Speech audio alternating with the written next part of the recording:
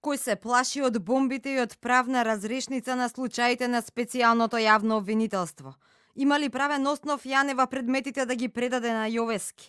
Дали некој го бойкотира процесот, бидејќи се плаши дека нивните функционери ќе одговараат, а и дека ќе може да се покренат и нови обвиненија од непреслушаните бомби?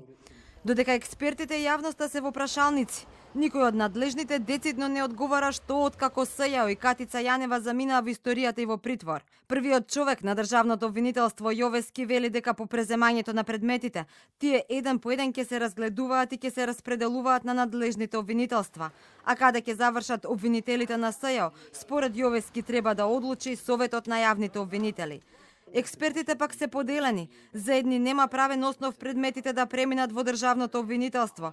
Нема основ да се користат ниту бомбите како докази, а доколку државното обвинителство ги преземе, сите предмети ќе треба да почнат одново, а не каде што застанале. Доколку се предадат сите предмети и се задолжат други обвинители, тие треба да побараат од судот, односно според законот да се води целокупната судска постапка од почеток. Бидејќи новиот обвинител, кој ќе биде задолжен по предметот, треба да го проучи предметот, да ги проучи доказите со кои располага, а после тоа да се вклучи во постапка. Тоа ќе значи дека според законот за кривична постапка, предметите моментално ќе морат да имаат застој, бидејќи ќе имаат преземање на друг јавен обвинител.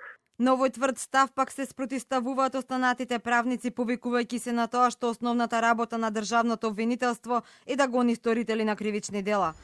Велат СЈО се уште не е суспендирано, а Јанева се уште не е разрешена и поради тоа гледаат легитимност во писмото на Јанева испратено од затворот од Чутка и во преземањето на предметите на СЈО од страна на државното обвинителство. За нив предметите пак треба да продолжат онаму каде што застанале. Рокот на престанување на важноста на специјалното јавно обвинителство е до 2020 година.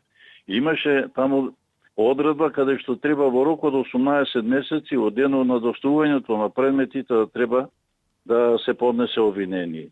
Меѓутоа, ако е то стриктна таа одредба во Закон за специјално јавно обвинителство, во конкретниот случај треба да се примени општите правила во законот, каде што вели во колку не е предвидено со Законот за специјално јавно обвинителство, тогаш генералната одредба ќе се примени Законот за јавно обвинителство. И мислам тука ќе може да се најде процедуралната можност да се продолжи и со постапување по предметите кои што и се поминате рокот од 18 месеци.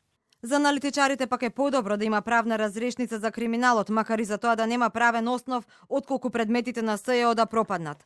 Меѓународната заедница пак е децидна дека разрешувањето со криминалот е клучен услов за евроинтеграцијските процеси на земјава. Очекуваме институциите да функционираат, очекуваме обвинителството да го следи случајот и да го реши.